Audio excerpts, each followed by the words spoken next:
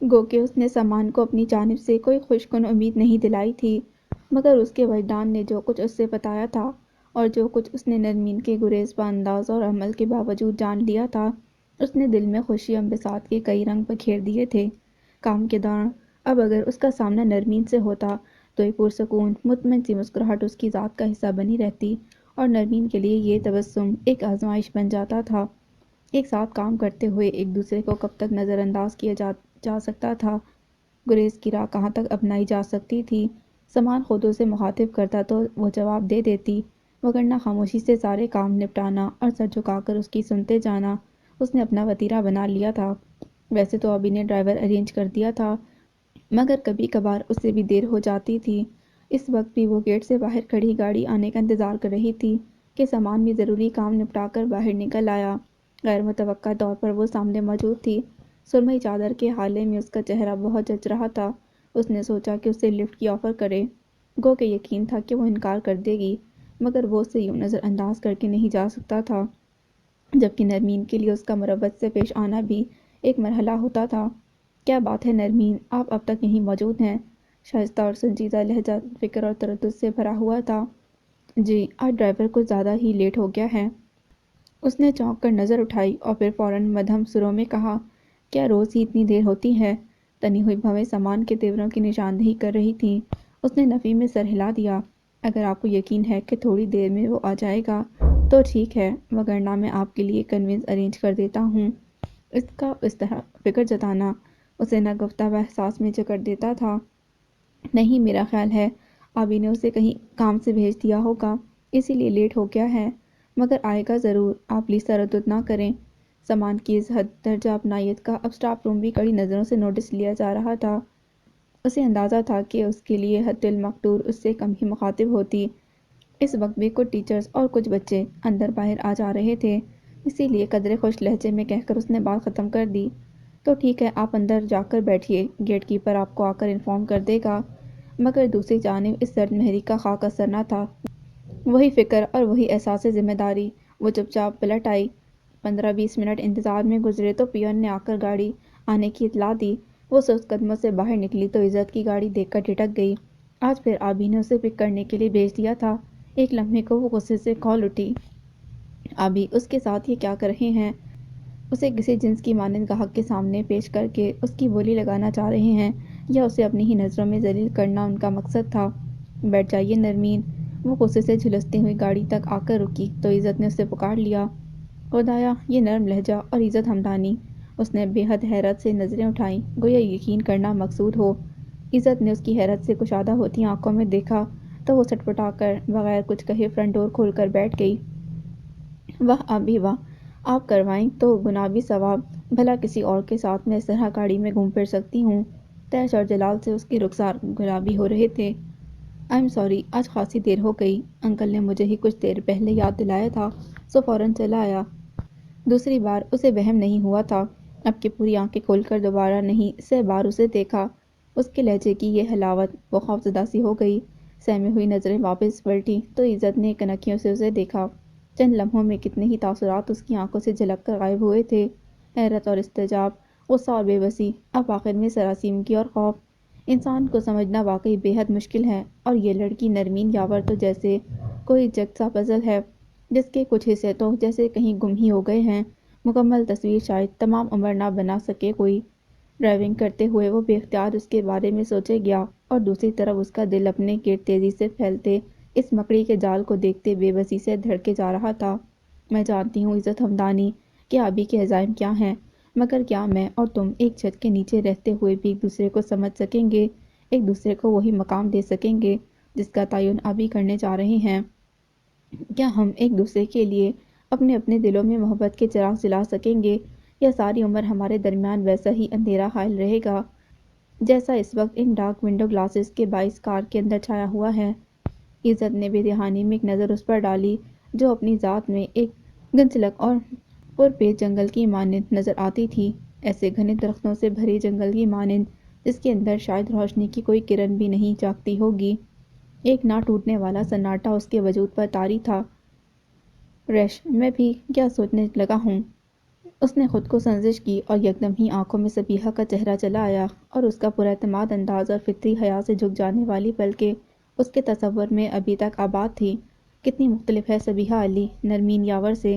پراعتماد سبیحہ، زندگی کی آنکھوں میں آنکھیں ڈال کر نڈر انداز میں جینے والی، جس کے روم روم سے عزم چھلکتا تھا، جو ہار ماننے والوں اور مغلوب ہو کر خود کو قسمت کے دھارے پر چھوڑنے والوں میں سے نہ تھی۔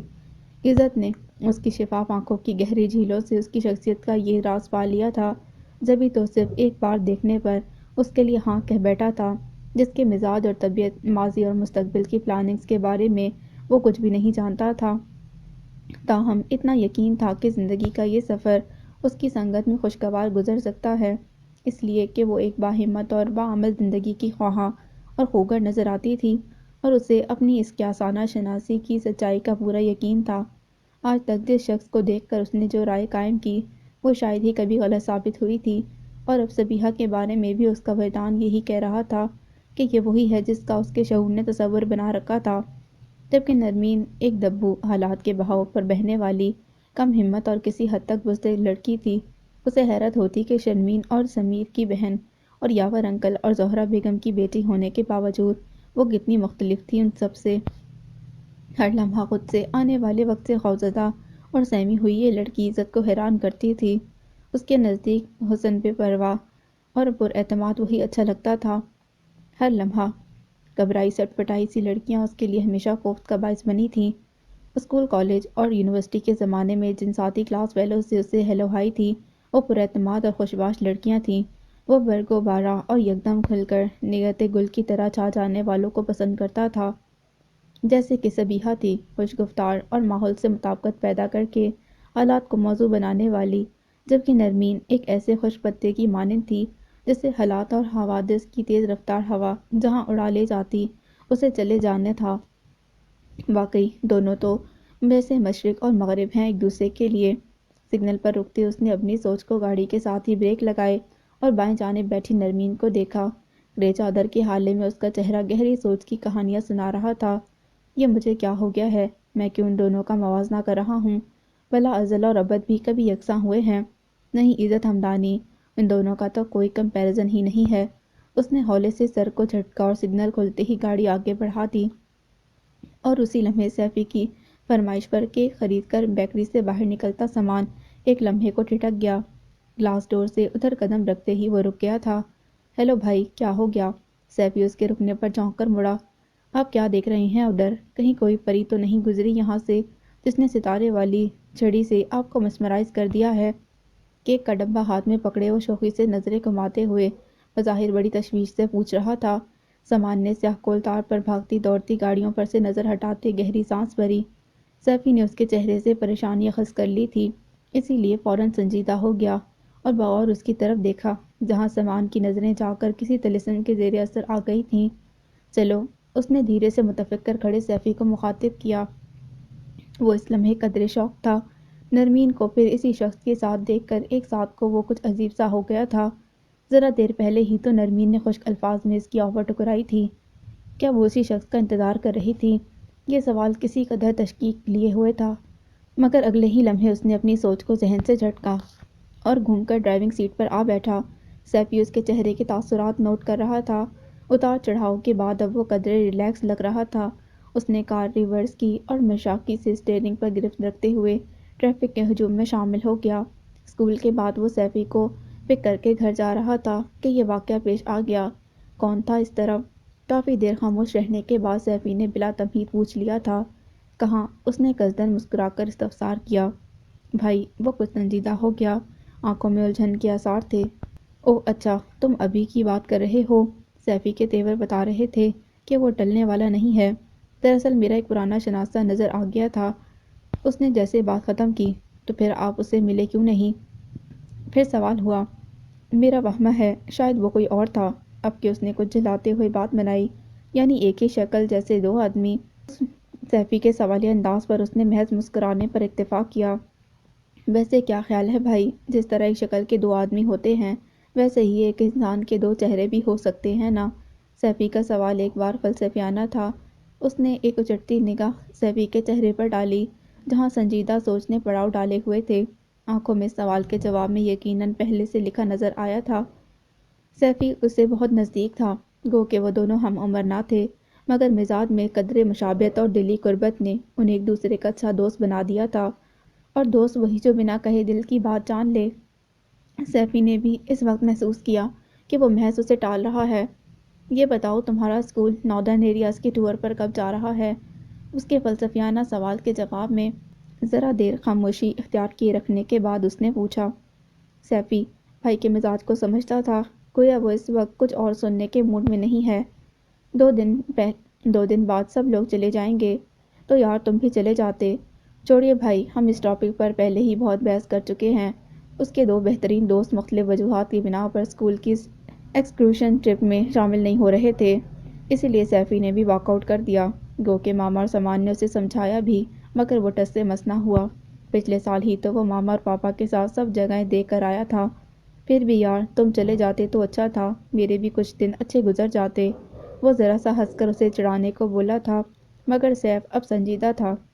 جی نہیں، میں آپ کا پیچھا چھوڑنے والا نہیں ہوں۔ یہ پورا ہفتہ میں آپ کے اور پاپا کے ساتھ آپ کے اسکول جاؤں گا اور آپ سے ایڈمنسٹریشن سیکھوں گا۔ کیا؟ موڑ کاٹتے ہوئے اس نے مصنوعی غصے اور بیزاری کا اظہار کیا۔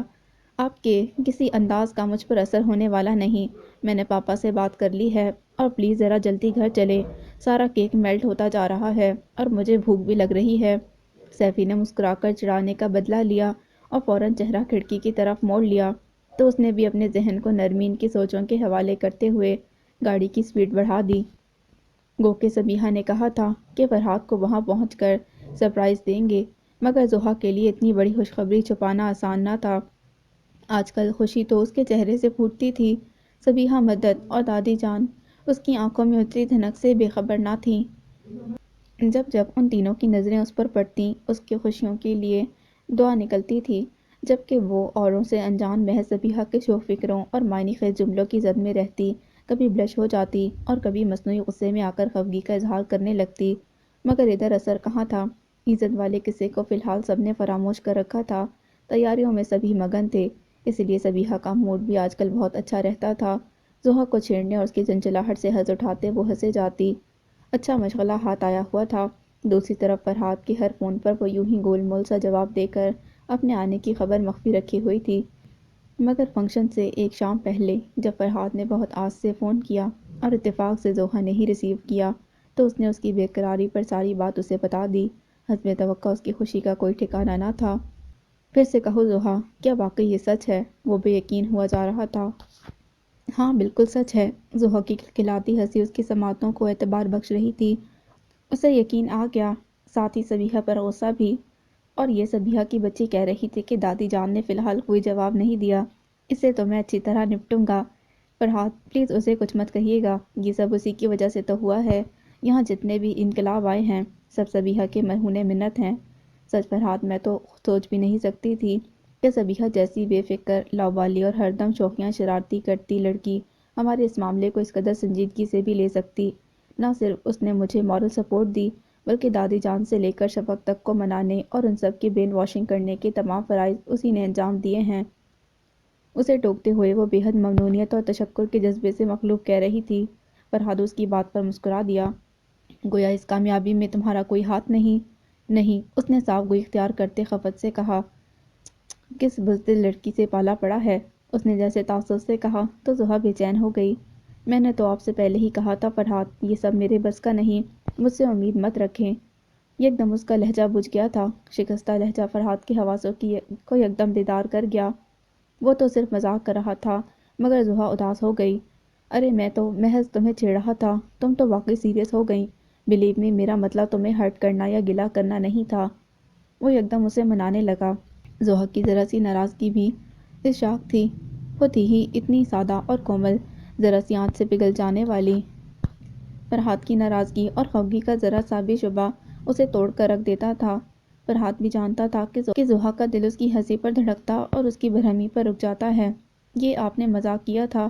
اس کے صفائی پیش کرنے پر وہ برہم لہجے میں بولی تو وہ ریلیکس ہو کر ہنس پڑا۔ یقین کرو تمہارے ساتھ صرف ایک بار سیریس ہونے کے بعد اب تو میں نے کان پکڑ لیے ہیں، مجال ہے کہ تم سے سنجیدہ شکایت کروں۔ میری توبہ جو اب کہہ چکا۔ تو گویا آپ شکایت کر نہیں رہے، مگر کوئی گلہ ہے آپ کو مجھ سے؟ اب کی بات کو اس نے ایک اور رخ دیا۔ فرحاد ہنس دیا۔ اتنے وہموں میں مت رہا کرو لڑکی، زندگی مشکل ہو جاتی ہے۔ ناصحانہ لہجہ سنجیدگی اور شوخی کا امتزاج لیے ہوئے تھا۔ زہا جھینپ کر ہنستی تھی۔ آج وہ کئی دن بعد علی ولا آئی تھی، لہٰذا خان بابا اور دا جان کی مسرت دیدنی تھی۔ وہ خود بھی خوش تھی۔ السلام علیکم دا جان، کیسی ہو بیٹا؟ آج کتنے دن بعد بھول پڑی؟ شفقت سے اس کے سر پر ہاتھ پھیرتے وہ اسے اپنے ساتھ اندر لے آئے تھے۔ اف دا جان، بتا نہیں سکتی کہ امتحانوں کی تیاریوں میں اور پھر اس کے بعد امتحانوں کے بور ترین روٹین سے نپٹتے ہوئے میں کیسے خود سے غافل ہو گئی تھی، مگر بلیو می اس دوران میں بھی آپ کے یہاں آنے والی تھی بما اسباب اور سامان، مگر اپنے مخصوص والیوم میں بولتے وہ ادھر ادھر دیکھے بغیر کس قدر اطمینان سے ان کے ساتھ والے صوفے پر بیٹھ گئی تھی۔ یہ دیکھنے کی ضرورت محسوس ہی نہیں کی کہ اس وقت لاؤنج کے کونے میں اس کے علاوہ کوئی اور بھی بیٹھا تھا۔ عزت نے اخبار ہٹا کر دیکھا۔ وہ بنا رکے بول رہی تھی، مگر دا جان اس کے رکنے پر ذرا سا مسکرائے۔ مگر کیا؟ بس امی نے میرا موڈ آف کر دیا تھا کسی بات۔ اس نے تصور میں یاد کیا کہ اس روز عزت کے پرپوزل والی بات پر وہ سب ہی جیسے روٹھ گئی تھیں۔ اس کے خیال کے ساتھ ہی جھم سے عزت کا سراپا آنکھوں میں در آیا۔ یکدم ہی دل کی کیفیت بدلی تھی۔ اس نے جلدی سے سر جھٹکا۔ اچھا یہ بتاؤ تمہارے پیپرز کیسے ہوئے؟ اس نے جب ادھر ادھر توجہ نہیں دی تو دا جان بھی کچھ سوچ کر چپ رہے اور اس سے پچھلے دنوں کی رودات حسب معمول پوچھنے لگے۔ بہت زبردست ہوئے، محنت بھی بہت کی تھی میں نے۔ اس سوال پر اس نے مزے سے بتایا اور پاؤں اوپر رکھ کر بیٹھتے ہوئے رخ ان کی طرف پھیر لیا۔ تو اب آگے کیا ارادے ہیں؟ وہ پوچھ رہے تھے۔ ایک معنی خیز مسکراہٹ ان کے لبوں پر آئی تو وہ قدرے چونکی۔ خیریت تو ہے دا جان، آج آپ بڑے خوش نظر آ رہے ہیں۔ کس خوش سوہن سے باتیں کی ہیں کہ اب تک تبسم لبوں کا حصہ بنا ہوا ہے؟ ان کی معنی خیزی کے جواب میں اس نے شوخی سے سوال کیا۔ عزت نے اخبار ایک طرف رکھ کر اسے دیکھا، جو اس کی موجودگی سے یکسر بے خبر، کسی قدر بے تکلفی سے دا جان سے باتیں کر رہی تھی، جیسے اپنے کسی ہم عمر کے ساتھ محو کلام ہو۔ اردو تو تمہاری بہت اچھی ہو گئی ہے۔ اس کا سوال گول کر کے انہوں نے صاف گوئی سے اس کی تعریف کی۔ جی نہیں، اب آپ میرا سوال اگنور کر رہے ہیں۔ بتائیے نا، کیا دادی جان سے بات ہوئی تھی؟ بلا ارادہ اس کے لبوں سے شوق سوال پھسلا تھا۔ دا جان کے لبوں پر ایک شکستہ مسکراہٹ نمودار ہو کر غائب ہوئی تو یکدم وہ خود بھی سنجیدہ ہو گئی۔ چند لمحے ان دونوں کے درمیان ایک بوجھل سی خاموشی حائل رہی جسے دا جان نے توڑا۔ وہ ذرا سا مذاق کرنے کے بعد اب خفت سے سر جھکائے بیٹھی تھی۔ کم آن صبیحہ بیٹا، کیا ہوا؟ سیل ڈاؤن ہو گئے ہیں تمہارے جو یکدم چپ ہو گئی ہو؟ اس کے سر کو ہلکی سی جنبش دیتے انہوں نے استفہامی نظروں سے مسکرا کر اسے دیکھا تو وہ ان کے ضبط پر حیران ہوتی خود بھی دھیرے سے مسکرا دی۔ میں کوئی گڑیا ہوں جو میرے سیل ڈاؤن ہوں گے؟ ناز بھرے لہجے میں جیسے ان سے اختلاف کیا اور پھر یکدم کچھ سوچ کر بے حد خوش ہو گئی۔ آپ کو معلوم ہے دادی جان نے ہم سب کو بابر بھائی کی شادی میں جانے کی اجازت دے دی ہے۔ امی اور ابو بھی جائیں گے۔ اف کتنا مزہ آئے گا۔ آج کل ہم اتنے ایکسائٹڈ ہیں کہ آپ کو بتا نہیں سکتی۔ بتانے کی ضرورت بھی نہیں، آپ کے انداز آپ کی کیفیت کے مکمل ترجمان ہیں۔ ہیں؟ وہ جھوم جھوم کر بولتی بھاری مردانہ آواز پر بری طرح ٹھٹکی۔ ذرا سا رخ پھیر کر دیکھا تو عزت ہمدانی سہج سہج قدم اٹھاتا اس کے اور دا جان کے پاس آ کر رکا تھا۔ ایک لمحے کے لیے اس کی آنکھیں حیرت اور خفت کے بوجھ سے جھک گئی تھیں، مگر اگلے پل وہ دا جان کو شاکی نظروں سے دیکھ رہی تھی۔ یہ عزت ہے صبیحہ بیٹا، میرے بہت اچھے دوست کا پوتا، اور یہ وہی ہے خوش سخن جس کی باتیں سن کر تبسم میرے لبوں کا حصہ بنا ہوا تھا۔ اس کی خفگی کا تاثر دیتی نظروں کے برعکس وہ بہت محبت سے عزت کو اپنے پاس بٹھاتے ہوئے اس سے متعارف کروا رہے تھے، جبکہ وہ بری طرح چھیپی ہوئی تھی۔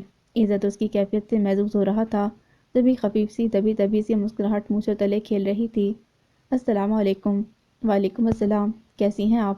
عزت پوچھ رہا تھا۔ اسے دا جان کے فاؤل پر بہت خفگی تھی، مگر اس کے سامنے کیا کہتی؟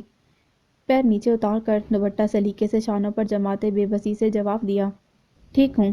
ذرا دیر پہلے والی چوچالی اور شوخی کے برعکس بڑا مختصر اور سنجیدہ سا جواب آیا، لگتا ہے میری موجودگی نے ڈسٹرب کیا ہے آپ کو، جبھی موڈ بدل گیا ہے آپ کا۔ دا جان کے ٹوکنے سے پہلے ہی عزت نے سنجیدگی اور صاف گوئی سے کہا تو وہ جھلا گئی۔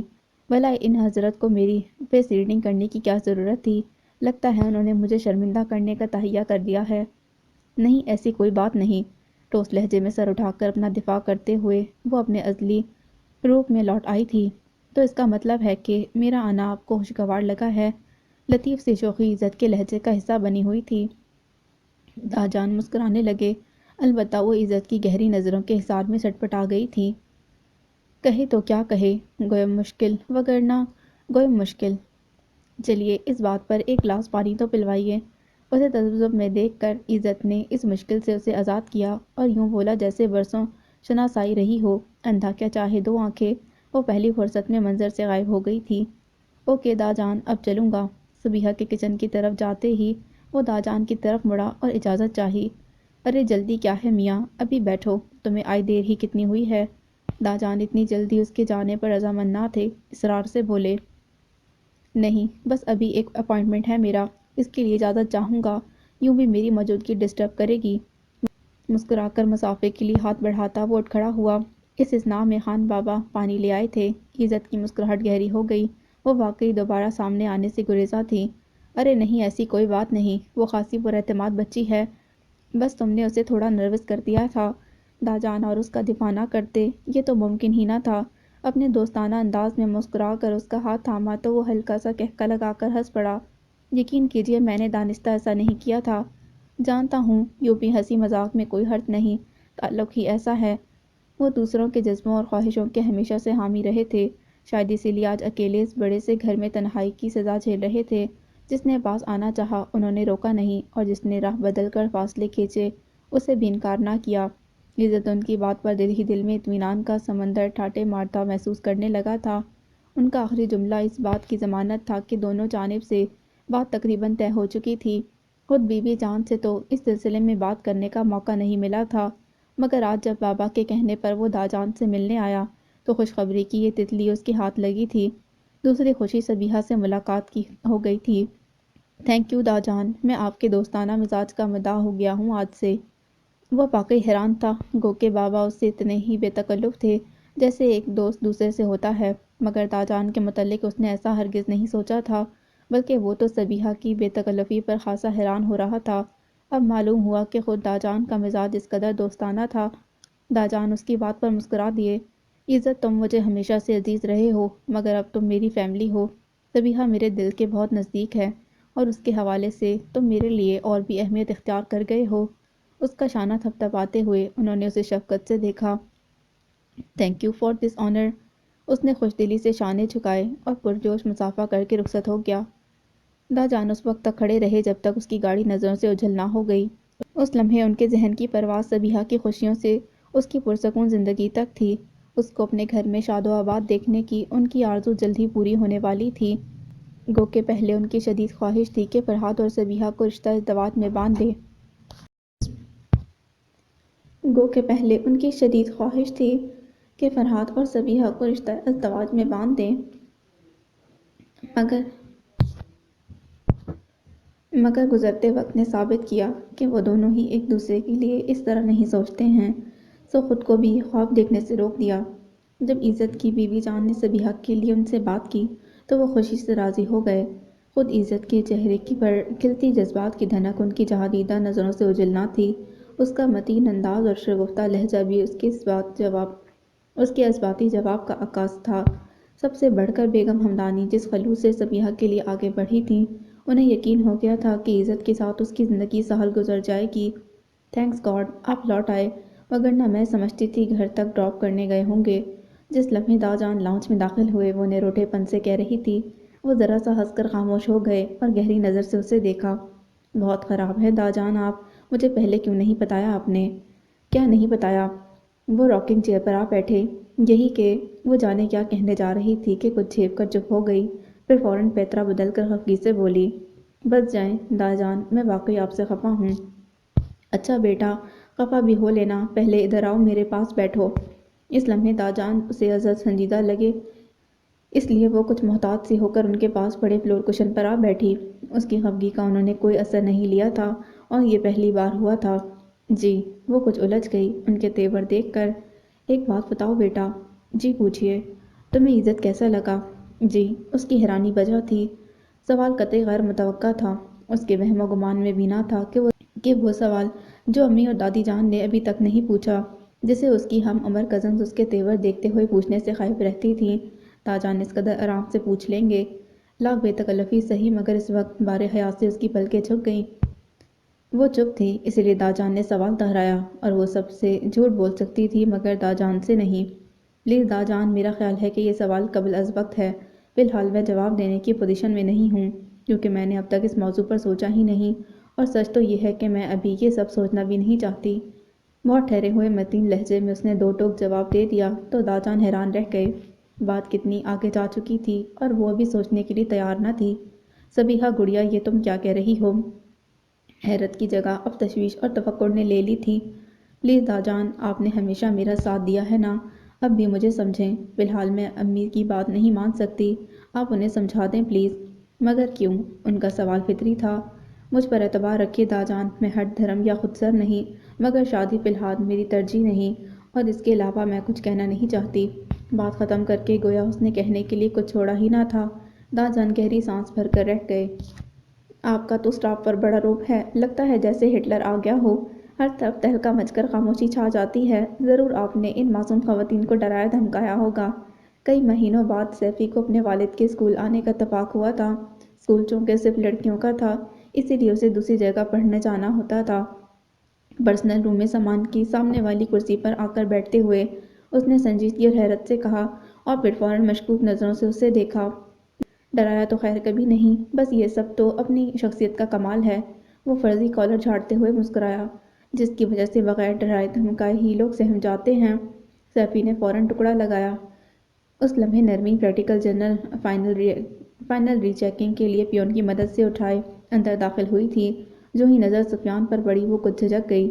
سامان کے لبوں پر اس وقت بڑا دل فریب تبسم بکھرا تھا۔ سیفی کی عقابی نظروں سے یہ منظر بچ نہ سکا۔ پیون جنرل رک کر پلٹ گیا تو وہ رک کر سامان کو تفصیل بتانے لگی۔ اوکے، میں نے دیکھ لوں گا، فی الحال آپ ان سے ملیں۔ سفیان گردیزی میرے چھوٹے بھائی ہیں۔ سیفی کی آنکھوں ہی آنکھوں میں اشارہ کرنے پر اسے متعارف کراتے ہی بنی۔ ہیلو۔ نرمین نے رخ موڑ کر اسے دیکھا تو اس نے جھٹ سے دوستانہ مسکراہٹ لبوں پر سجاتے ہاتھ آگے بڑھا دیا تھا۔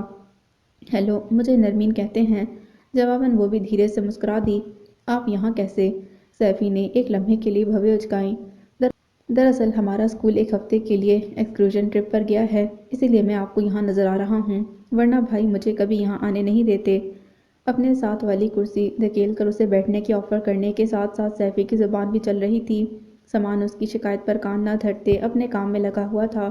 آپ یہاں کیا پڑھاتی ہیں؟ نرمین کو خاموش کھڑے مسکراتا دیکھ اس نے ایک اور سوال داغ دیا۔ فزکس اور میتھس۔ آپ بیٹھیے نا، کیا کوئی کلاس ہے آپ کی؟ سامان نے اب کے ڈائریکٹ اسے مخاطب کیا تو وہ گڑبڑا گئی۔ اگلے 2 پیریڈ تو اس کے فری تھے، مگر یوں اس کے سامنے بیٹھنا بھی ایک مرحلہ تھا۔ بیٹھ جائیے، آپ کو کوئی نقصان نہیں پہنچے گا، اس کا ذمہ میں لیتا ہوں۔ سامان نے شاید اس کے چہرے پر لکھا گریز پڑھ لیا تھا، بے حد دبے لہجے میں کہا تو وہ ندامت سے ار کر کھو گئی۔ بھلا یہ کب سوچا تھا اس نے؟ وہ پشیمان اور متاسف چپ چاپ بیٹھ گئی۔ سیفی نے اس کی آنکھوں میں اترتی دھند دیکھ لی تھی۔ سامان کو بھی اپنے لہجے اور جملے کی سختی کا اندازہ ہو گیا تھا، مگر معذرت کر کے وہ اسے اس احساس سے باہر نہیں نکالنا چاہتا تھا جس کے تحت وہ باجلت سیفی کے قریب پڑی کرسی پر آ ٹکی تھی۔ اوہو، بڑا روب ہے آپ پر بھائی کا، سیفی نے جھک کر شوخی سے کہا، پھر قدرے سرگوشیانہ لہجے میں بولا، آپس کی بات ہے، روب تو ان کا مجھ پر بھی اتنا ہی ہے۔ اچھا، وہ اداسی سے مسکرائی اور سوچا بھلا سامان کی بات کو دل سے کیا لگانا، اس کا غیر معمولی اکھڑا رویہ سامان کو تو کیا کسی کو بھی ایسا سوچنے پر مجبور کر سکتا ہے؟ گویا یہ جرم بھی اس کے اپنے کھاتے میں درج ہوا تھا۔ پاپا سے آپ کے بارے میں بہت سنا، آج پہلی بار مل رہا ہوں، ماما اور بھائی بھی آپ کی بہت تعریف کرتے ہیں۔ ریئلی؟ وہ سیفی کے اس انکشاف پر حیران ہو گئی تھی۔ دردیدہ نظروں سے سامان کو دیکھا، وہ انٹرکام پر مصروف تھا۔ ارے آپ پریشان کیوں ہو گئیں؟ یقین کریں کسی کو آپ سے شکایت نہیں، سب کے ووٹ آف فیور آپ کے ساتھ ہیں، اور اب تو میرا پکا ووٹ بھی آپ کے حق میں ہے۔ دیکھ لیجئے گا، آپ کو انشاءاللہ کوئی پرابلم نہیں ہوگی۔ سیفی بنا کچھ سوچے سمجھے بول رہا تھا اور ساکت بیٹھی اس کی باتوں پر وہ سہمی جا رہی تھی تو گویا بات اتنی آگے نکل چکی ہے۔ سیفی کی بظاہر سادہ سی باتوں کا اصل مفہوم اخذ کرنا اس کے لیے مشکل نہ تھا۔ سامان کے تیور دیکھتے ہوئے کئی بار اس نے سوچا بھی کہ اس تمام کھیل کا منطقی انجام بھلا کیا ہوگا، مگر آج سیفی سے بات کر کے اسے اندازہ ہوا کہ جس معاملے کو وہ کھیل سمجھ رہی ہے وہ کسی ایک کے لیے سنجیدہ معاملہ بن چکا تھا۔ سیفی کی خوبصورت اور بااعتماد مسکراہٹ اسے مزید الجھن میں ڈال گئی۔ یا اللہ، یہ سب لوگ کیا سوچ رہے ہیں؟ اور دوسری طرف ابھی चलो सैफी, तुम्हारे लिए मामा ने घर से गाड़ी भेज दी है, अब घर जाओ। वो शायद यूं ही मुराकबा में रहती, मगर सामान की आवाज़ ने उसे चौंका दिया। क्यों? सैफी ठनका। इन्हें तुम्हारे साथ जाकर कुछ शॉपिंग करनी है, कल वापर भाई की तरफ भी जाना है, इसीलिए। नरमीन ने देखा वो अपने छोटे भाई से कितना दोस्ताना और फ्रैंक रवैया रखता है। प्लीज़ भाई, अभी नहीं, अभी कुछ देर में यहाँ रुकूंगा। आप मामा से कह दें मैं आधे घंटे में आ जाऊंगा। सैफी के आजी से कहने पर सामान ने उसे कतरे तादीबी नज़रों से देखा, मगर वो साफ अनजान बन गया। आप मुझे बहुत अच्छी लगी हैं, मैं आपसे दोस्ती करना चाहता हूँ। बताइए, क्या आपको मेरी फ्रेंडशिप कबूल है? जी। खलूस से बड़ा हुआ हाथ उसके लिए एक आजमाइश ही था। वो किसी तौर सैफी को ये तासुर नहीं देना चाहती थी कि जो कुछ वो और सामान चाहते हैं वो मुमकिन है, इसीलिए उसकी दोस्ती के ऑफर पर खामोश रही। क्या मैं आपको अपनी फ्रेंडशिप के लिए सूटेबल नहीं लगा? सैफी ने उसकी खामोशी को एक नए मायने पहनाए तो वो शर्मिंदा हो गई। अरे नहीं, बिलीव मी, ऐसी कोई बात नहीं। मैं तो बस ये सोच रही थी कि मेरी कंपनी में लोग बोर हो जाते हैं, शायद तुम भी ज़्यादा अच्छा महसूस ना कर सको। बजलत बात बनाते उसने मुस्कुराकर सैफी के पुरुमीद चेहरे को देखा। और अगर कोई आपको कंपनी में बोर ही ना होना चाहे तो? सामान ने फ़ोन बंद करके उन दोनों की तरफ पलटकर सवाल किया, तो वो संजीदगी से चेहरा झुका गई, जबकि सैफी एहतजाजन बोल रहा था। आप कतई गलत बात कर रहे हैं भाई, मैं तो उनकी कंपनी में बड़ी खुशी महसूस कर रहा हूँ। सच मुझे आप जैसे पोलाइट और जेंटल लोग बहुत अपील करते हैं। सैफी बड़े खुलूस और सच्चाई से कह रहा था। सामान ने उसे गहरी नज़रों से देखा, जो उसके सामने सैफी की तौसीफ पर कुछ खफीफ सी हो रही थी। सफ़ेद बुराक कॉटन के सूट में मलबूस, जज्बात की हिद्दत से दहकता गुलाबी चेहरा, वो वाकई बहुत अच्छी लग रही थी। उजली उजली पाकीज़ा नरम नरम मुस्कुराहट उसके चेहरे पर सजी हुई थी। चलिए आइए, पापा के रूम में चलते हैं। सैफी ने सामान की मौजूदगी के बायस उसका गुरेज और कमगोई महसूस कर ली थी। जब ये उठ खड़ा हुआ, साथ ही वो भी उठी थी। सामान ने धीमे तबस्सुम समेत उसे देखा, कितना कतराती थी वो उससे। ओके भाई, मैं इनके साथ जा रहा हूँ। उसे राजी देखकर सैफी ने उसे जैसे इत्तला दी। किनके साथ? सामान के सवाल गैर मुतवक्का था। बज़ाहिर फाइल में कुछ लिखते वो सरसरी अंदाज में पूछ रहा था। इनके साथ मिस नरमीन के साथ। सब सैफी इस सवाल पर मुतवज्जिह होते हुए बोला, और फिर कुछ सोचकर ठटका। मैं आपको भला क्या कहूँ? आपके सवाल नरमीन से था, जो इस सवाल के लिए तैयार न थी। हक्का बक्का सी हो गई। सामान का सवाल सैफी को बिल्कुल सही पॉइंट की तरफ ले आया था। मेरा ख्याल है सिस्टर ठीक रहेगा, उसने सोचकर खुद ही फैसला किया। मगर सिस्टर तो आमतौर पर नर्सों को कहते हैं। सामान ने गोया उसे टोका। तो फिर सिस्टर इन लॉ ठीक है। सैफी की बात बिल्कुल वही थी जो सामान चाहता था। नरमीन इस वाज़ह बेबाक बात पर बुरी तरह ब्लश हो गई। नज़र उठाकर इख्तिलाफी निगाहों से सैफी को देखा, तो वो फ़ौरन दिफाई अंदाज इख्तियार कर गया। भाई देखिए ना, पापा आपको बेटी कहते हैं, जबकि आप उनके स्कूल में जॉब करती हैं। गोया कानून के तहत आप उनकी मातहत हुई। इस तरह कानून और पापा का ज़ाती रिश्ता अगर मिलाया जाए तो फिर मेरा रिश्ता तो सिस्टर इन लॉ वाला ही बनेगा ना, वो भी जैसे हरफों का बना था। नरमी लाजवाब हो गई। सामान के सामने इस किस्म की बातें सिवाय खामोशी के कोई चारा भी तो ना था। यूं भी वो अगर ना भी होता तो भी सैफी की ज़ुबान के आगे एक की उसकी एक ना चलती। मैं चलती हूँ, उसने सख्त लहजे में कहा और जाने के लिए मुड़ी। अरे मगर मेरी बात का जवाब तो देती जाइए, मैंने गलत कहा है क्या? सैफी उसके तेवर देखकर अब संजीदा हो गया था। नरमीन ने उसे जिन नज़रों से देखा वो नादिम हो गया और उसके साथ बाहर निकल आया। आई एम सॉरी, मैंने शायद आपको हर्ट किया। सैफी नादिम था। ऐसी बात नहीं, वो बमुश्किल बोल सकी। ऐसी ही बात है, आपका चेहरा बता रहा है कि आपको मेरी बात बुरी लगी है। सैफी के मज़द ख़्वाहाना लहजे पर वो कोशिश करके मुस्कुराई थी। अरे नहीं, मैं इतनी ज़रा ज़रा सी बातों को दिल पर नहीं लेती। उसने गोया उसका दिल रखा। मगर ये बात तो ज़रा सी नहीं सिस्टर, आप प्लीज़ इस पर गौर ज़रूर करें, क्योंकि शायद वो कुछ और भी कहता, मगर इस दौरान वह दोनों सुलेमान साहब के ऑफिस पहुंच गए थे, लिहाजा बात यूं ही अधूरी रह गई। और सैफी ने दिल महसूस कर सोचा, अगर आज पापा ना आते तो मैं उनके दिल की बात जान ही लेता, जिन्होंने भाई की नींदें उड़ाई हुई हैं। वैसे भाई की चॉइस लाजवाब है। मैं आज ही मामा को अपना फैसला सुना दूंगा कि मेरी भाभी अगर कोई बनेगी तो सिर्फ नरमीन यावर ही बनेगी। और इसी सोच के साथ वो दिल ही दिल में कई प्लान बनाते पापा के साथ उनके कमरे में आ बैठा, जहाँ नरमीन से तारुफ की रस्म एक और बार निभाई जा रही थी, जबकि वो दोनों ज़रा देर पहले होने वाली अधूरी गुफ्तगू के तासुर के ज़ेर असर चुपचाप अपनी अपनी जगह मुतज़ाद नौयत की बातें सोच रहे थे। دا جان کو فرحاد اس زور زبردستی سے اپنے ساتھ لے آیا تھا، گو کہ انہوں نے لاکھ کہا کہ وہ تقریب میں شرکت کے لیے خود ہی پہنچ جائیں گے، مگر اس کی ضد کے آگے ان کی ایک نہ چلی اور بالآخر احتشام صاحب کے اصرار پر انہیں مجبور آنا ہی پڑا تھا۔ سمر بیگم کا وہی مخصوص انداز تھا۔ گھر الگ کرنے سے پہلے تک وہ خاصی بدمزاجی کا مظاہرہ کرتی رہی تھیں، مگر جب سے ان سے علیحدہ رہنے کی خواہش پوری ہوئی تھی، ان کا اخلاق بہتر ہی نہیں بہترین ہو گیا تھا۔ دا جان جب یہاں آئے تو انہوں نے ان کی آؤ بھگت میں کوئی کسر نہ اٹھا رکھی اور ہمیشہ کی طرح ہر آئے گئے کی تعریف و توصیف بھی لوٹتی رہیں۔ دا جان کیا کہتے، مسکرا کر سب کی رائے کا خیر مقدم کرتے رہے۔ سمر بیگم کی سیاسی نکتہ بینی ان کی سمجھ سے باہر تھی، اور یوں بھی آنے والوں میں زیادہ تعداد تو ان کے میکے والوں کی ہی تھی۔ انہوں نے تو سمر بیگم کو سراہنا ہی تھا، البتہ یہاں آ کر انہیں محسوس ہوا کہ فرحاد واقعی اپنی ماں سے بہت کبیدہ ہے۔ جبھی ذرا ذرا سی بات پر برگشتہ ہو جاتا ہے، البتہ احد اور بابر ہمیشہ کی طرح خوش دلی سے ہنستے مسکراتے ملے۔ کام تو خیر سارے نبٹ چکے تھے، لہٰذا دا جان سے ظاہری رائے طلبی محض خانہ پوری تھی، مگر انہوں نے اس بات کو خندہ پیشانی سے برداشت کیا اور بہو کے مزاج کے مطابق اپنی رائے سے نوازتے رہے۔ اس شام ان سب کو زنیرہ بھابھی کی طرف جانا تھا۔ وہ تیار ہو کر نیچے آیا تو بلیک شلوار سوٹ میں براؤن مردانہ شال کو کندھوں پر سیٹ کیے وہ سمر بیگم کو بے ساختہ ماشاءاللہ کہنے پر مجبور کر گیا۔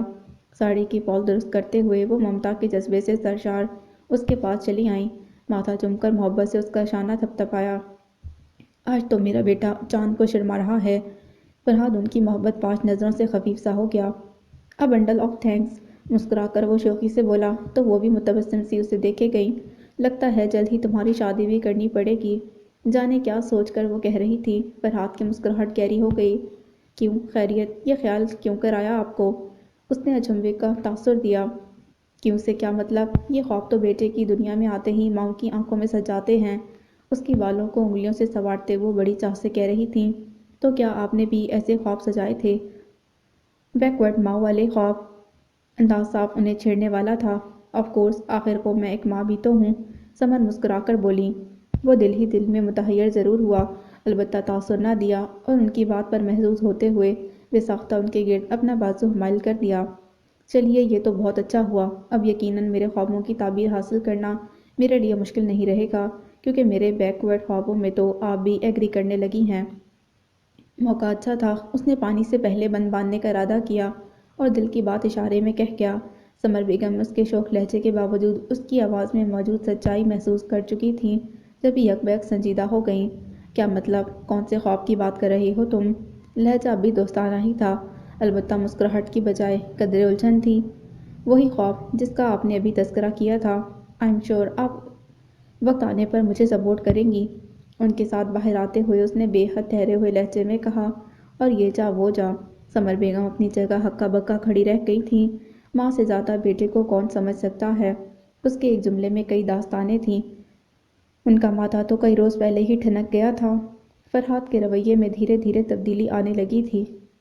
اس کی وجہ وہ علی ولاس کے دقیانوسی ماحول کو قرار دیتی تھیں، جہاں روایتوں کو سینے سے لگا کر جینے والے ان کے نزدیک احرام مصر میں رکھی ممیوں سے بدتر تھے، اور ان کا بیٹا بھی انہی آسیبی روایتوں کا اسیر ہوا جا رہا تھا۔ جذباتیت اور حساسیت اس کے نزدیک لوور کلاس کی سب سے بڑی ناقابل قبول خامیاں تھیں، اور یہ خامیاں چھوت کی بیماری کی مانند فرحاد کو لگ گئی تھیں۔ اسی خدشے کے تحت وہ احتشام صاحب کے ساتھ علی ولا کو چھوڑ آئی تھیں، مگر فرحاد کو اس سے چھڑوا نہ سکی۔ "لیجیے ماما، آپ یہاں ہیں اور میں کب سے آپ کو تلاش کر رہا ہوں"، بابر نے اچانک بولتے ہوئے آ کر انہیں گہری سوچ سے کھینچ نکالا تو وہ ذرا سی چونکی۔ "کیوں، کیا بات ہے"؟ "مہر آنٹی کا فون ہے، آپ کو یاد کر رہی ہیں، کہہ رہی ہیں کہ جلدی سے وہاں پہنچے، نہیں تو وہاں آ رہی ہیں زنیرہ سمیت"۔ زنیرہ کے نام پر جگمگاتی مسکراہٹ لٹاتا بابر انہیں اپنے آنے کا مقصد بتاتے ہوئے ان کے پاس چلا آیا تھا۔ جانے آج صبیحہ اور ضحیٰ وغیرہ آئیں گی بھی یا نہیں؟ گھر پر نظر ڈالتے ہوئے فرحاد سوچ رہا تھا۔ زیادہ جھنجھلاہٹ تو اسی انتظار کے باعث تھی۔ "خیریت، یہ تم منہ پر 12 بجائے کس خوشی میں یہاں کھڑے ہو؟ سامان اس لمحے جانے کہاں سے وارد ہوا تھا؟ تم نے اتنی دیر کہاں لگا دی یار"، وہ اسے دیکھتے ہی کھل اٹھا تھا۔ "بس یار، ماما کہیں گئی ہوئی تھیں، ان کے واپس آنے کا انتظار کرتے کرتے کافی دیر ہو گئی، بقیہ کسر ان کی تیاری نے پوری کر دی"، اس نے شانے ڈھیلے چھوڑتے ہوئے مختصراً عرض کی۔ "اب کہاں ہیں وہ دونوں"، وہ ان سے ملنے کی غرض سے پوچھنے لگا۔ "اندر چلے گئے ہیں"، "بہرحال پہلے یہ بتاؤ، ضحیٰ کے گھر سے کوئی آیا یا نہیں"، اس نے اطلاع دے کر سوال کر ڈالا۔ ابھی تک تو نہیں۔ آنے کا بتایا تھا تمہیں؟ نہیں، فرصت نہیں ملی، وگرنہ میں فون کر لیتا۔ تو گویا اسی لیے موڈ آف کیا ہوا ہے۔ کم آن یار، اب اتنا ڈچی بھی نہ بنو۔ سامان نے ہنس کر اسے چھیڑا۔ ہر کوئی تمہاری طرح نہیں ہوتا مسٹر، کہ مہینوں دل کا سوال ہی زبان پر نہ لا سکے۔ ہم نے تو جو محسوس کیا سوچا فوراً کہہ سنایا۔ اس کا انتظار گراں گزر رہا ہے تو اس کا بھی انتظار کر رہا ہوں۔ وہ سامان کی ہنسی پر چڑھنے والے لہجے میں گویا ہوا تھا تو وہ مزید قہقہ لگا کر ہنس پڑا۔ تم تو واقعی کاٹنے کو دوڑ رہے ہو۔ مجھے معلوم ہوتا کہ یہ انتظار اتنا جاں غسل لگ رہا ہے تو راستے میں پک کرتا آتا تمہاری شیری کو۔ رہنے دو تم یہ ڈینگے مارنا، پہلے اپنا راستہ تو صاف کرو، پھر میری منزل کی فکر کرنا۔ فرحاد اسے اب تک کھلے لفظوں میں اظہار نہ کرنے پر چھیڑ رہا تھا۔ بھئی ہمارا راستہ تو بالکل صاف پڑا ہوا ہے۔ وہ جو کسی شاعر نے کیا خوب کہا ہے، ضروری تو نہیں کہہ دوں لبوں سے داستان اپنی، زباں ایک اور بھی ہوتی ہے اظہار تمنا کی۔ تو ڈیئر بات کچھ یوں ہے کہ جو مجھے کہنا تھا میں نے کہہ دیا، اور جو کچھ مجھے سننا تھا وہ بغیر اس کے کہے میں نے دل میں اتار لیا۔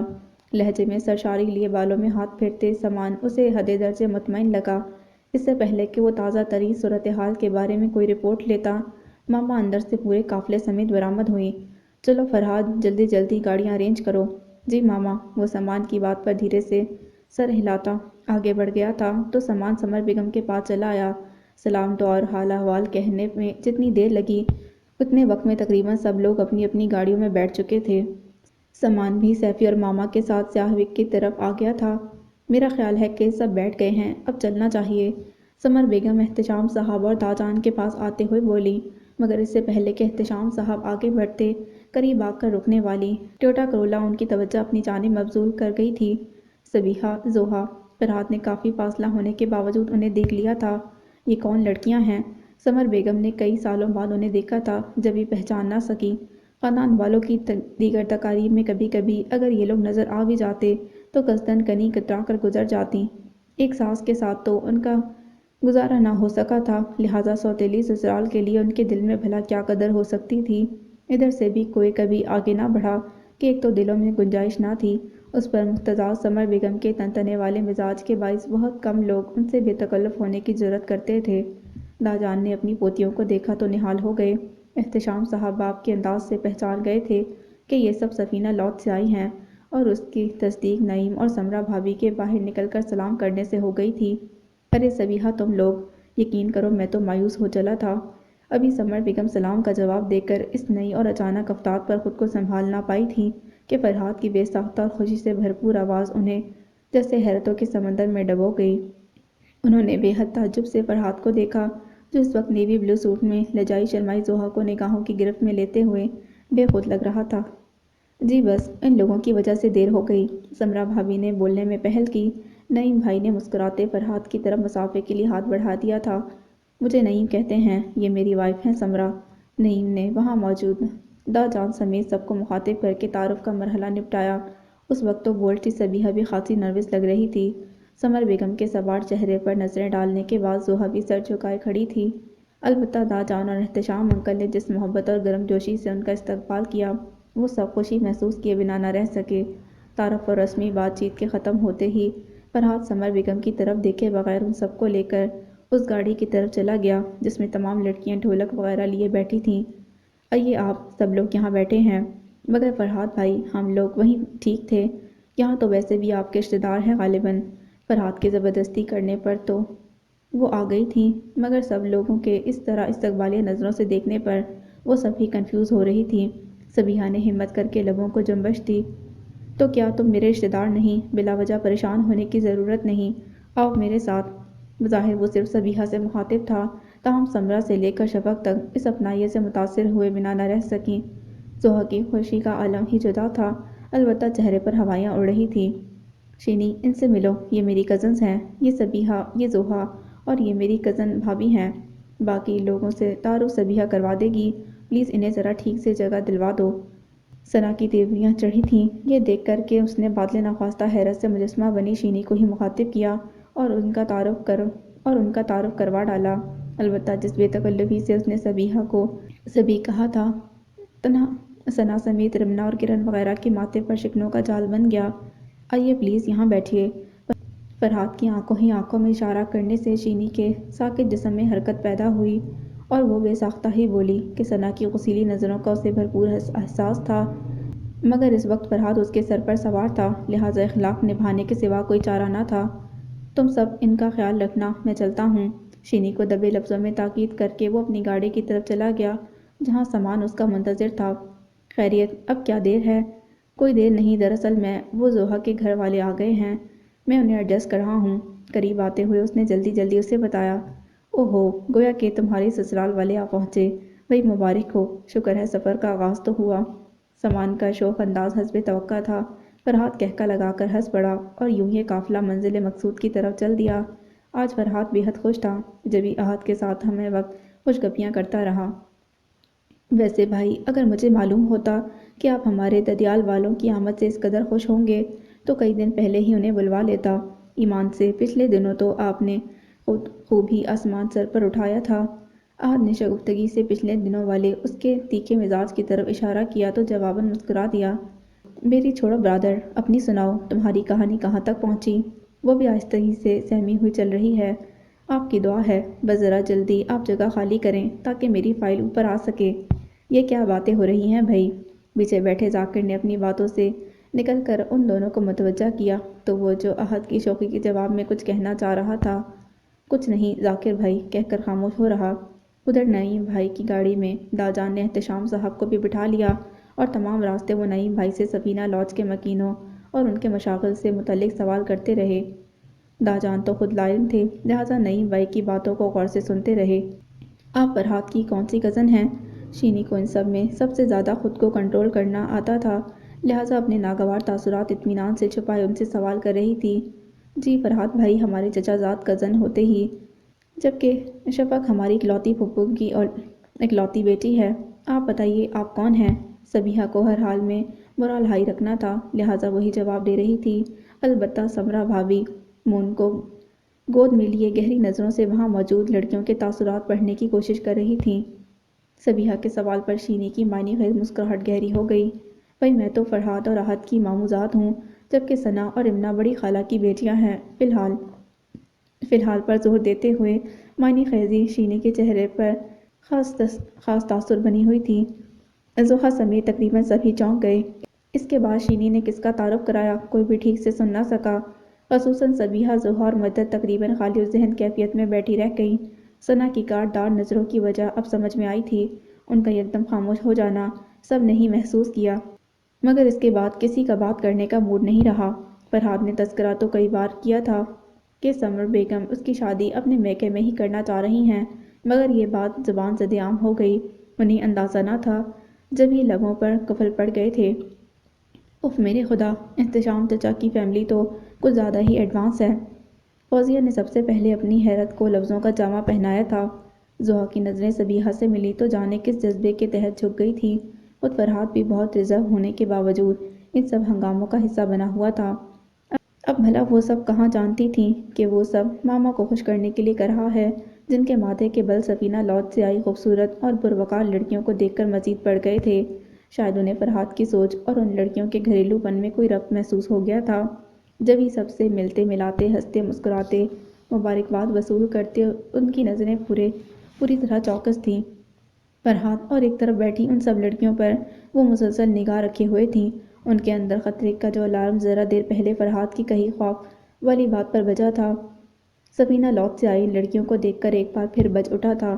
زوہا نے بہت غور سے دیکھا، ثنا مستقل فرحات کے ارد گرد تھی اور اس کا گریز بڑے ضبط سے برداشت کر رہی تھی، جانے کیوں اس کا دل یکدم سناٹے میں گھیرنے لگا۔ کیا واقعی فرحات کی اور میری دعائیں قبول ہو سکتی ہیں؟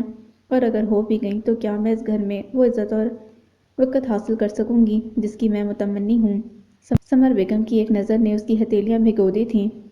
یہ سوچ تو ذہن میں آنی ہی تھی۔ کتنی ہی دیر وہ سب یوں ہی چپ چاپ بیٹھی رہیں۔ سمرا بھابھی نے کہا بھی کہ جا کر لڑکیوں سے باتیں کرو، ان کے ساتھ ملو جلو، مگر ان میں سے کوئی نہ اٹھا تھا۔ وہ دونوں صرف اور صرف فرحات کے رویے اور سمر بیگم کے رسپانس پر توجہ مرکوز کیے ہوئے تھیں۔ کافی دیر وہ یوں ہی بیٹھی رہیں اور پھر داجان اور احتشام انکل چلے آئے۔ داجان کی شفقت کے قصے تو انہوں نے سن رکھے تھے اور اب ان کی آنکھوں میں اتر مشفق جذبے بھی دیکھ لیے۔ تاہم سمر بیگم کے برعکس احتشام انکل کا جو شفقت آمیز اور گرم جوش انداز تھا اس نے سب کو متاثر کیا۔ تھوڑی دیر بعد فرحاد احد کو لے کر آیا تھا، ان سب کا تعارف کروایا، پھر بولا، یہ احد ہے۔ احد کے تعارف کا مرحلہ نپٹانے میں اس نے اس قدر جلدی کی کہ وہ سب بوکھلا سی گئی تھیں۔ اب میں اتنا بھی خوفناک نہیں کہ آپ لوگ مجھے دیکھ کر یوں سہم جائیں۔ ان سب کی طرف دیکھتے احد نے دوستانہ مسکراہٹ سمیت کہا، ہاں مگر اتنے ضرور ہیں کہ ہم تھوڑے بوکھلا جائیں۔ سمرا بھابھی نے متبسم لہجے میں جواب دیا تو احد اور فرحاد ہنس دیے۔ آپ کی تعریف خوبصورت خاتون۔ احد نے اپنے مزاج کے مطابق بڑے اطمینان سے بے تکلف ہو کر سوال کیا تھا۔ فرحاد نے کھنگار کر اسے ٹوکنا چاہا، ارے رہنے دیجیے فرحاد بھائی، دیکھیے تو بھابھی کتنی خوش ہو رہی ہیں۔ سمیحہ نے سمرا کی طرف دیکھتے ہوئے کہا جو اپنی اس تعریف پر اترا رہی تھیں، اوہ نو لیڈی، کیا آپ واقعی بھابھی ہیں، یعنی میرڈ، کیا واقعی؟ اب کے لہجے میں شدید مایوسی تھی۔ سمرا بے ساختہ ہنستی چلی گئیں۔ وہ سب بھی دبی دبی ہنسی ہنس رہی تھیں۔ بڑی دلچسپی سے احد کو دیکھا جا رہا تھا۔ اچھا بنا لیتے ہیں آپ۔ ہنسی روک کر سمرا نے شوخی سے کہا تو احد کارنش بجا لایا۔ جی، مجھ ناچیز کو ایسی جرأت کہاں، یہ سب آپ کے حسن کا کرشمہ ساز کا کمال ہے۔ انکساری کی حد تھی۔ احد، فرحاد نے تنبیہاً پکارا، رہنے دیجیے فرحاد، مجھے ایسے ہنسمکھ دیوروں کے شوخ جملوں کی عادت ہے، ادھر سفینہ لاج میں بھی یوں ہی مجھے بناتے رہتے ہیں سب۔ پھر تو آپ خاصی اثر پروف ہوئیں۔ احد کو گویا کلک ہوا۔ کہہ سکتے ہیں، بہرحال آپ اپنی صلاحیتوں کا استعمال کرتے رہیں کیونکہ بھابھی گھر لا رہے ہیں۔ سمرا نے شانے اچکاتے ہوئے مون کو گود میں اٹھایا اور مزے سے بولی، چلو بیٹا انکل سے ہاتھ ملاؤ، یہ تمہارے چچا ہیں۔ لیجیے، ابھی ہمارے بھائی کی شادی بھی نہیں ہوئی اور ہم چچا بن گئے۔ احد نے مون کا ننھا ہاتھ تھامتے ہوئے یوں ہی کہہ دیا، بھئی فیملی پالیٹکس کا قصور ہے سارا، وگرنہ آپ کو چچا بننے تو 1.25 سال ہونے کو آیا ہے، بلکہ اب تو آپ کی ایک اور کزن حمیرہ آپ کو بیک وقت چچا اور ماموں دونوں ہی بنا رہی ہیں، کیونکہ موصوفہ کے شوہر آپ کے پھوپھی زاد ہوتے ہیں۔ بھابھی بولنے پر آئیں تو بولے گئیں۔ فرحاد کے چہرے پر اس وقت بہت خوبصورت اور پرسکون مسکراہٹ کھیل رہی تھی، کیونکہ یہی وہ ماحول تھا جس کے اس نے خواب دیکھے تھے، سفینہ لاج کے مکینوں کے ساتھ نارمل تعلقات بحال ہو جائیں۔ یہ خواہش کتنی زوراور تھی جو آج پوری ہو رہی تھی۔ ریئلی، پھر تو بڑی خوشی کی بات ہے، ہم ملنے آئیں گے اپنے بھانجوں بھتیجوں سے، بلکہ آپ کی طرف تو بڑے بڑے کام کرنے ہیں ہمیں۔ احد بولتے بولتے قدرے شوخ اور معنی خیز ہو گیا۔ گہری نظریں زحا پر تھیں جو کسی حد تک سمیحہ اور مدحت کی آڑ میں تھیں۔ فرحاد کی نظریں اسے بلش کر رہی تھیں۔ کیا مطلب؟ اب کے شفق نے بڑا ڈائریکٹ سوال کیا۔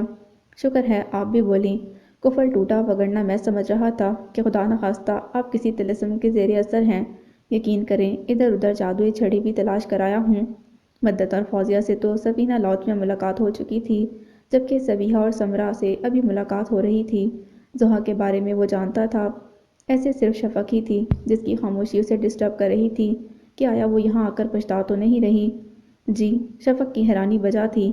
پلیز شفق، مائنڈ مت کرنا، اس کی عادت ہے۔ فرحاد نے اپنائیت سے کہہ کر احد کو گھورا، اور اس سے پہلے کہ وہ کوئی جواب دیتا شینی احد کو پکارتی چلی آئی، ارے احد تم ادھر ہو، میں کب سے تمہیں تلاش کر رہی ہوں، چلو نا، رسم شروع ہونے والی ہے۔ سمیحہ نے دیکھا اس کے پکارنے اور وہاں چلے آنے پر فرحاد کا موڈ یکدم آف ہو گیا تھا، حالانکہ بظاہر وہ خاصی ریزنیبل لڑکی لگ رہی تھی۔ راستے میں اس نے ہی تو ان سے باتیں کی تھیں، سب کے دل میں اس کے لیے خاصی جگہ بن گئی تھی۔ دلوں میں جھانک کر کون دیکھتا ہے کہ آپ کسی کے لیے کیسی سوچ رکھتے ہیں۔ لبوں سے جھڑنے والے میٹھے بول سننے والے کی سماعتوں کا اعتبار بنتے ہیں، خواہ دل میں لاکھ کدورت اور عناد ہو، یہاں کا سیاسی اصول ہی دل کے کواڑ بند ہوں، باہیں کھلی رہے ہیں، مگر وہ جانتی نہ تھی۔ سو واٹ، میرا ان لڑکیوں والی رسموں سے بھلا کیا تعلق، تم جاؤ انجوائے کرو۔ اس نے حد المقدور اپنے لہجے کو درست رکھا، انجوائے کرنا چاہتی ہوں، جبھی تو تمہیں بلا رہی ہوں، ایک انداز دلربا سے کہا گیا۔ شینی کا بے باک انداز ان سب کو خفیف کر گیا، وہ سبھی نظریں جھکانے پر مجبور ہو گئی تھیں۔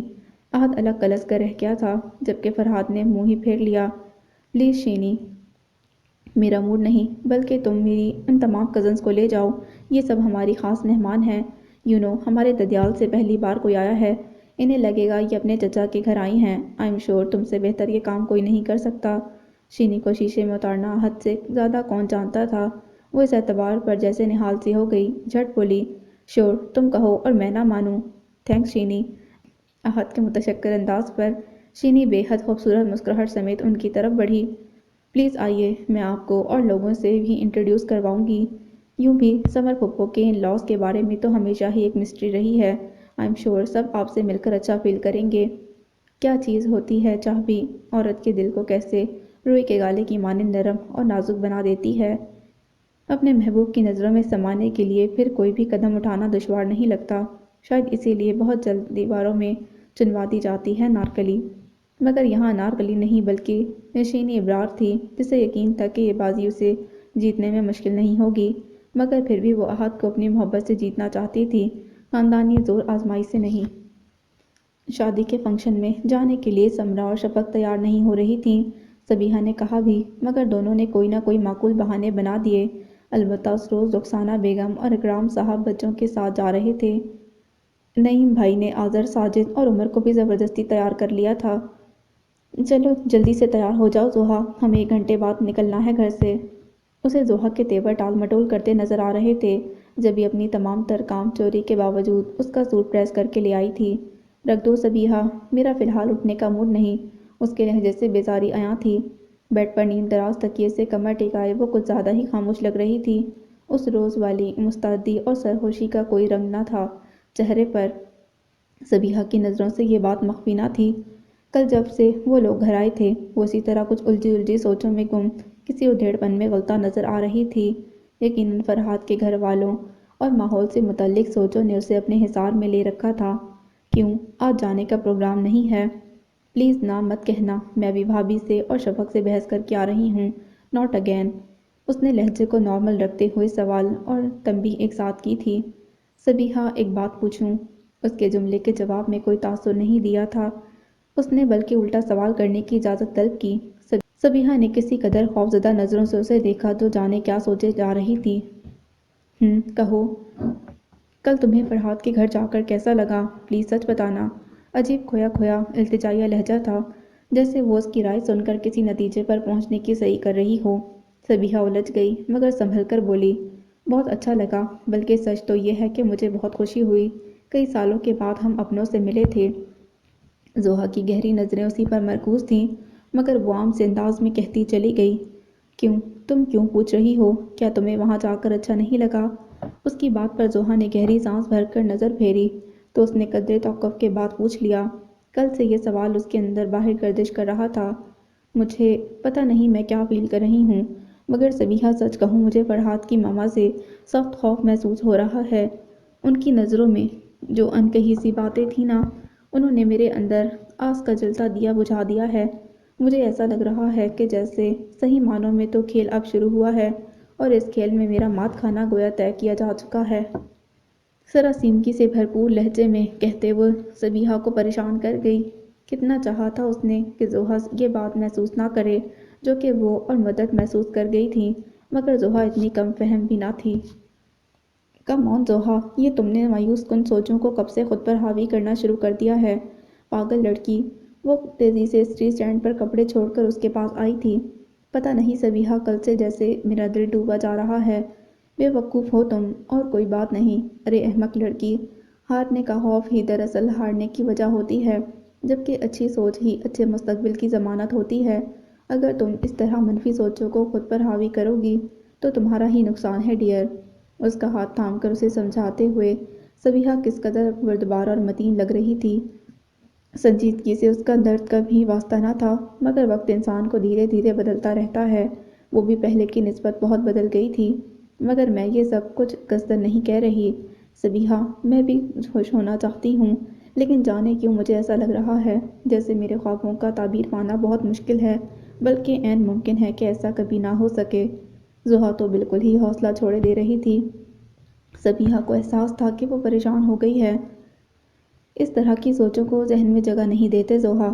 اللہ تعالیٰ فرماتے ہیں کہ میں تمہارے گمان کے ساتھ ہوں، لہٰذا جو لوگ پہلے سے ہی اپنی شکست کا یقین کر بیٹھے ہیں، پوری دنیا کی طاقت مل کر بھی کامیابی کو ان کی مانگ کا جھومر نہیں بنا سکتی۔ آخر تم سمجھتی کیوں نہیں؟ اور پھر بھلا کل ایسا کیا ہو گیا ہے کہ تم ایسا سوچنے پر مجبور ہو گئی ہو؟ اسے سمجھاتے سمجھاتے وہ جھنجھلا کر پوچھنے لگی تو زوہا کی آنکھوں میں نمی تیرنے لگی، البتہ ہونٹ چپ تھے۔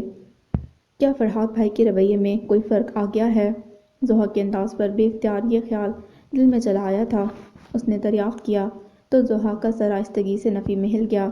تو پھر دل میں شکر ادا کرتے ہوئے اس نے قدر سختی سے پوچھا، کل میں نے ایک بات بہت محسوس کی سبیحہ، وہ یہ کہ احتشام انکل کی وائف اپنے گھر کے ہر معاملے کا اختیار اپنے پاس رکھنے کی عادی ہیں۔ تم نے ان کی بھانجیاں وغیرہ دیکھیں، کیسے اعتماد ہے ان کو کہ ہوگا وہی جو سمر آنٹی چاہیں گی۔ تم تو جانتی ہو کہ سمر آنٹی نے فرحات کے لیے اپنی بہن کی بیٹی پسند کر رکھی ہے، تو اس سے کیا فرق پڑتا ہے؟ شادی تو فرحات بھائی کو کرنی ہے اور وہ تمہیں اپنا جیون ساتھی بنانے کا فیصلہ کر چکے ہیں۔ ان کے فیصلہ کرنے نہ کرنے سے کیا فرق پڑتا ہے سبیحہ؟ عمل کرنے کا اختیار تو انہیں بھی نہیں ہے۔ مایوسی اور افسردگی اس کے لہجے کا حصہ بنی ہوئی تھی۔ یہ تم کیسے کہہ سکتی ہو؟ وہ عملاً کیا کچھ کر سکتے ہیں؟ اس کا اندازہ تو تمہیں اسی روز ہو جانا چاہیے تھا، اسٹوپڈ گرل، جب وہ سفینہ لوٹ چلے آئے تھے۔ پلیز ضحیٰ، خود کو اعتبار دلاؤ کہ فرحات بھائی سیریس ہیں اور آج جو کچھ بھی ہوا ہے ان کی کوششوں سے ہوا ہے، وگرنہ احتشام انکل اور احد کا رویہ ایسا نہ ہوتا جیسا کل تھا۔ اس نے مدلل انداز میں اسے قائل کرنے کی صحیح کی۔ اور سمر آنٹی؟ چھوڑ دو سمر آنٹی کو، وہ کیا، نعوذ باللہ، قسمت کی مالک ہے سب کی۔ دیکھو تم اللہ پر بھروسہ رکھو، ہوتا وہی ہے جو وہ چاہتا ہے، اور جب اس نے اتنی مشکل راہ کو ہمارے لیے کھول دیا ہے تو پھر منزل پر بھی پہنچا دے گا۔ تم فکر کرنا چھوڑ دو، نہیں تو وہ تمہاری فکر کرنا چھوڑ دے گا۔ انگشت شہادت سے اوپر کی طرف اشارہ کرتے ہوئے اس نے کچھ ایسے طریقے سے کہا کہ ضحیٰ چپ چاپ شاک کی نظروں سے اسے دیکھنے لگی۔ بلیو می ضحیٰ، منزل کے لیے حوصلہ درکار ہوتا ہے، مایوسی تو کفر ہے۔ اونٹ پٹانگ باتیں سوچ کر خود کو گھلاؤ مت۔ شکر ہے کہ تم نے یہ باتیں فرحات بھائی سے نہیں کی، وگرنہ انہیں کتنا قلق ہوتا۔ ادھر وہ کتنی جاں فشانی سے تمہارا کیس لڑ رہے ہیں، جبکہ تم یہاں صرف فضول باتیں سوچ رہی ہو۔ چلو خیر، اب اس قصے پر مٹی ڈالو اور اٹھو، جلدی سے تیار ہو جاؤ۔ اوہو، دیکھو تم سے باتوں میں پورا آدھا گھنٹہ نکل گیا ہے، پاپا کی آواز آنے ہی والی ہے، میں چلی، مجھے ابھی بال بھی بنانے ہیں۔ جلدی جلدی اسے سوچ کی ایک نئی مثبت راہ پر ڈال کر وہ بولتے ہوئے کمرے سے قصداً باہر چلی گئی تھی تاکہ وہ تنہائی میں سوچ سکے۔ ہوا بھی یہی، ذرا دیر بعد ضحیٰ اس کی اور مدت کے پاس موجود تھی۔ مجھے تو اب تک یقین نہیں آ رہا کہ سفینہ لاج والے یہاں ہم سے ملنے ہماری خوشی میں شریک ہونے چلے آئے ہیں۔ نیل فائلر سے ناخنوں کو تراش خراش کرتے سمر بیگم اپنی حیرت کو لفظوں کا جامہ دیتے ہوئے احتشام صاحب سے مخاطب تھیں، جن کے چہرے کے تاثرات بتا رہے تھے کہ انہیں اس تغیر سے خوشی ہوئی ہے۔ خون کی کشش کبھی نہ کبھی ضرور رنگ لاتی ہے سمر، جوان نسل کو اپنے ماضی کے کلیشز سے دور رکھنا ہی کامیابی ہے، وگرنہ ہماری اولاد ہمارے سامنے کھڑے ہو کر کل کو یہ بھی کہہ سکتی ہے کہ جب آپ اپنے بہن بھائیوں سے تعلق نہیں رکھتے تو ہمیں بھی ایک ڈور سے باندھنے کی کوشش نہ کریں، کیوں بھی شادی کے بعد سب کا لائف سٹائل اور فیوچر پلاننگز بدل جاتی ہیں۔ سگار کا دھواں فضا کے حوالے کرتے انہوں نے گہری سوچ کا اظہار کیا۔ سمر بیگم کے لیے ان کے رویے کی تبدیلی بھی خاصی تشویشناک تھی۔ دوسری جانب فرحات کے انداز اور اطوار کا بدلنا بھی ان کی نگاہوں سے مخفی نہ تھا۔ کوئی بہت واضح صورتحال کا نقشہ تو ان کے ذہن میں نہ تھا، مگر اتنا اندازہ ضرور ہو رہا تھا کہ ان کے ارد گرد ایک کہانی اپنا جال پھیلا رہی ہے، اور اس کے کردار بھی کسی حد تک وہ سمجھ رہی تھیں، مگر حتمی طور پر وہ کچھ سوچ نہیں سکی تھیں کیونکہ ان کا لاشعور محض ایک گھنٹی بجا رہا تھا۔ آپ کی بات تو ٹھیک ہے، مگر اس طرح اچانک ان کا ہم سے ملنے چلے آنا میرے لیے تو بڑا امیزنگ ہے۔ آج کتنے ہی لوگ پوچھ رہے تھے کہ مسز احتشام یا آپ کی بھابھی اچانک کہاں سے آ گئیں، اور مجھے ہر ایک کو بریف کرنا پڑ رہا تھا کہ وہ میری نہیں آپ کی بھابھی ہیں۔ نخوت سے کہتے انہوں نے فائلر ڈریسنگ ٹیبل پر رکھ کر آئینے میں شوہر کی طرف نظر ڈالی، جن کی آنکھوں میں اس انداز پر ناپسندیدگی کی واضح جھلک نظر آ رہی تھی۔ وہ میرے حوالے سے تمہاری بھی بھابھی ہیں سمر، رشتے تعلق نہ رکھنے پر ٹوٹتے ہیں، اور میرا نہیں خیال کہ میرے بھائی بھابھی کا تعارف کراتے تمہیں کسی قسم کی شرمندگی یا کمپلیکس کا شکار ہونا چاہیے۔ ان کا لہجہ سخت ہو گیا تھا۔ سمر بیگم شوہر کی مزاج آشنا تھیں، فوراً ہی سنبھل گئیں، تاہم دل میں سخت ناگواری کا احساس ہوا تھا۔ کم آن شامی، میں نے ایسا تو نہیں کہا، آپ نے قطعی غلط سمجھا میری بات کو، میں تو بس یہ کہہ رہی تھی کہ بڑا ان یوزول سا لگ رہا ہے نا یہ سب۔ آج ہم اپنی بہو کو رخصت کرا کر لائے ہیں، اس کے تعارف کے ساتھ اکرام بھائی اور رخسانہ بھابھی کو بھی لوگوں سے ملوانا پڑ رہا تھا۔ یہ کوئی ایسا مسئلہ نہیں ہے سمر کہ یوں رات گئے ہم اسے ڈسکس کریں، میرا خیال ہے کہ وقت کا فیصلہ قبول کرنے میں ہمیں ہچکچانا نہیں چاہیے۔ ہمیں خوشی ہے کہ پاپا کی برسوں کی خواہش آج پوری ہو رہی ہے۔ مائیں علیحدہ ہونے سے خون الگ نہیں ہو جاتا۔ جیسے میں اپنے تینوں بیٹوں کو ایک ساتھ دیکھنے کا خواہش مند ہوں، ایسے ہی پاپا بھی ہم چاروں بھائیوں کو متحد دیکھنے کی تمنا رکھتے ہیں، اور اب ان کا یہ ارمان پورا ہونے والا ہے، جس کے لیے ہمیں اپنی جوان نسل کا شکریہ ادا کرنا چاہیے۔ ہماری اولاد ہماری کوتاہیوں کا ازالہ کر دے، اس سے اچھی بات اور کیا ہو سکتی ہے؟ مگر حیرت سے ساکت بیٹھی سمر نے ان کے چپ ہونے پر کچھ کہنے کی کوشش کی۔ پلیز سمر، آج پاپا کی آنکھوں میں جو خوشی میں نے اس لمحے دیکھی جب اکرام بھائی نے مجھ سے ہاتھ ملایا تھا، میں بھلا نہیں سکتا۔ تم نے مجھے میری ماں سے جدا کر کے تمام عمر اپنی چلائی ہے، مگر آج میں سفینہ لاج کے مکینوں کے معاملے میں کچھ سننے کا روادار نہیں۔ میں تمہیں بھی سمجھتا ہوں اور تمہارے مزاج کو بھی۔ تمہیں شیئر کرنے کی عادت نہیں، مگر مجھے تنہا رہتے رہتے تھکن کا احساس ہونے لگا ہے۔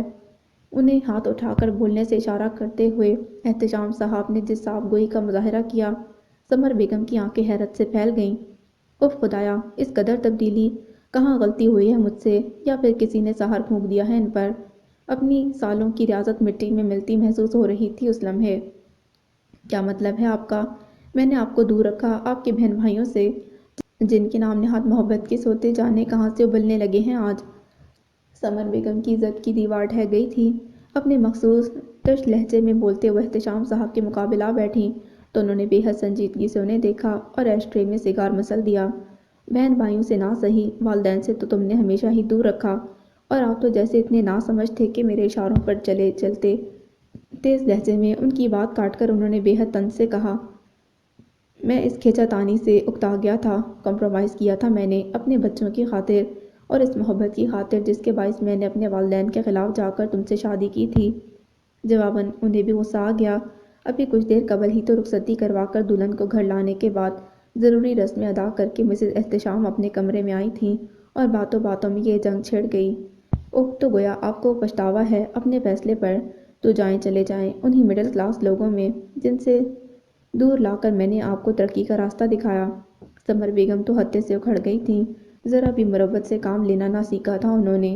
احتشام صاحب نے بے حد ٹھہری نظروں سے انہیں دیکھا جو اس وقت شعلہ جوالا بنی ہوئی تھیں۔ آہستہ لہجے میں بات کرو سمر، میں نہیں چاہتا کہ ماضی کی راکھ کے ڈھیر کا یہ دھواں ہمارے بچوں تک پہنچے۔